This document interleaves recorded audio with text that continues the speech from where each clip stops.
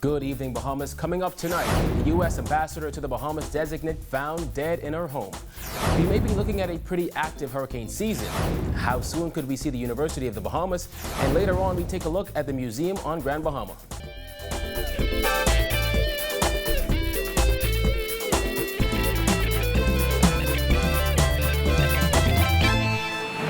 Welcome to our news. I'm Kyle Joaquin. Thanks for joining us. Topping news tonight, U.S. Ambassador Designate to the Bahamas, Cassandra Butz, has died. At the moment, it is unclear how the 50-year-old died, but according to a statement sent out by her family, she suffered from a brief illness. I am the Cassandra Butz. I am the senior advisor to the chief executive officer at the Millennium Challenge Corporation, a U.S. government foreign assistance agency. Tributes pouring in for Cassandra Butz a day after she was found dead in her Washington home. A statement sent out by her family says she was found by her sister.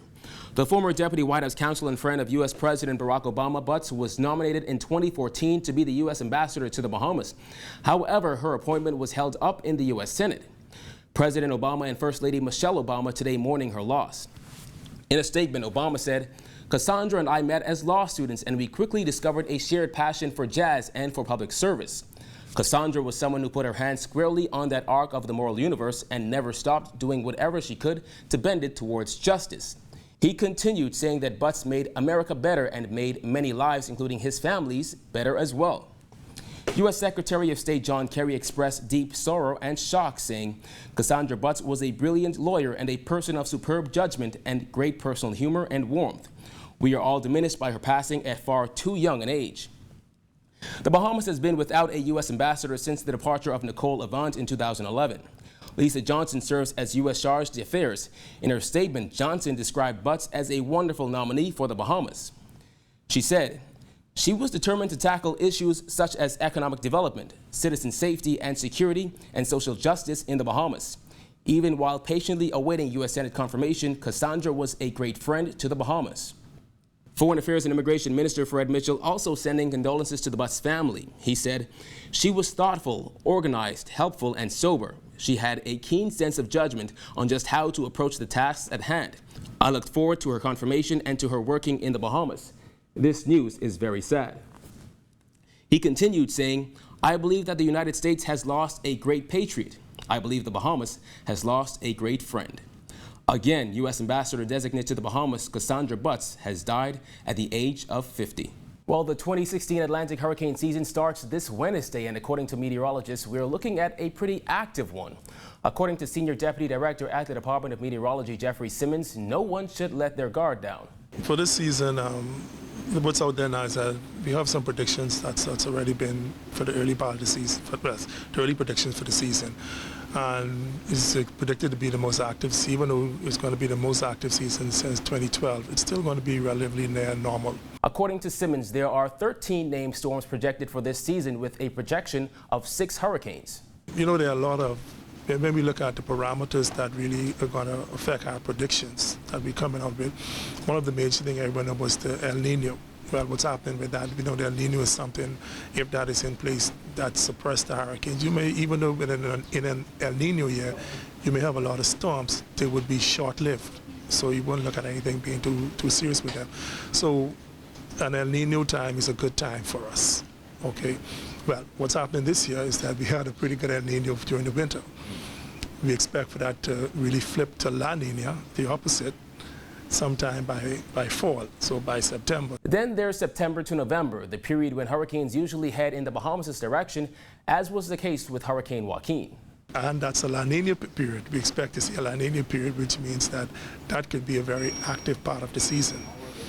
So, coming looking into the season, we're looking at a relatively slow start, but a kind of heavy finish. So later on in the season, around July, what we'll do, we'll issue another prediction, July, August. That's coming into the peak of the season, and we'll have a better knowledge of what's going to happen around the later half of the season.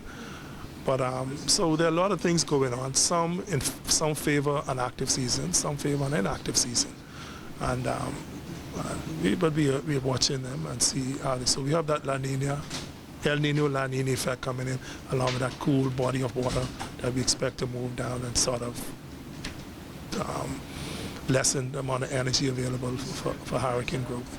Experts say tropical systems tend to fall off the coast of Africa and then head towards the Caribbean. So you have this easterly flow going on in here. Around here we have a subtropical high that is always present, so the wind would flow in a clockwise direction. So you have it coming from Africa, heading across into the Caribbean and North America. These disturbances, they get caught up and they move, they get into the wind flow and they move and they begin to move off. Now, once they move out into the open waters, these are not, you have water and then you have a lot of moisture, and then you have, and this is also warm water.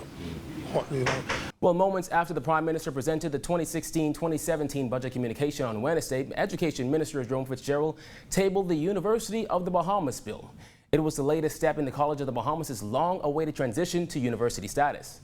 After the budget debate, I suspect in July we will go with second reading and committal, and then probably sometime in October I will sign over the order to make it the University of the Bahamas, and so that's the process. That would be it. It'll be a great day. But we're you know, it's been a long process, but I think it took us, as I said, the time to get it right. And I'm quite happy with the legislation and what it represents. You will see through the legislation there's a lot of shared governance. When Fitzgerald tabled that bill on Wednesday, there was thunderous applause from the governing side of Parliament and silence from the opposition. I was very disappointed at that, and maybe it's just because we're going through the budget debate. I know they support it, and I thought I thought even if they weren't exactly pleased with what happened during the budget presentation, that they would have shown their support. I cannot say that they don't support it because I know they support it. They just obviously, for whatever reason, chose not to show that support today. But you know, I've said before, the leader of the opposition has been has exhibited tremendous political maturity in the support for bipartisan approach to education. Fitzgerald now serves as chairman of 2 educational committees, including the Organization of American States Education Ministers Committee. I think it's just a reflection of where education is moving in the Bahamas. We are being recognized for many of the interventions that are now going on, and of course, the University of the Bahamas is a part of that, so God is good. Well, there is $250,000 just sitting around waiting to be put to use, according to Bahamas Chamber of Commerce CEO Edison Sumner. Sumner, along with the Rotary Clubs of Nassau, spearhead Rebuild Bahamas, a movement designed to bring relief to businesses on the Family Islands affected by Hurricane Joaquin last year. Unfortunately, with the venture fund, no one is accessing those funds, right? That's $250,000 that's sitting there for favorable short-term loans or whatever terms are negotiated. But the venture fund is quite prepared to be very flexible in their approach to these businesses. But unfortunately, no one is accessing the funds yet from the venture fund. They're not coming forward? No, well, they've come forth with applications for funding. But when we get to a stage where the funding that they need is beyond our capacity to assist, we refer them to the fund or we send them to a commercial bank. But at the moment, there is $250,000 that is sitting on the table that no one is accessing. That money, he said, won't be there forever. So we want to encourage businesses who weren't able to access funding directly from the Rebuild account, because the venture fund is a part of that process, is to still come in and see us. And if we can't assist you ourselves, we will arrange assistance through agencies like the Venture Fund or like the Rotary's International's funds as well. However, the chamber president said they've pretty much exhausted all of the funds raised. So far, we've put out approximately $219,000, right, directly from the Rebuild accounts, bearing in mind that we only collected roughly $225,000. So we're just about done with the funds that we were managing internally. The Rotary clubs still have nearly $300,000 that they've got left that they can invest in these businesses, and the venture fund still has $250,000. So we still have around $500,000 or so that are still available.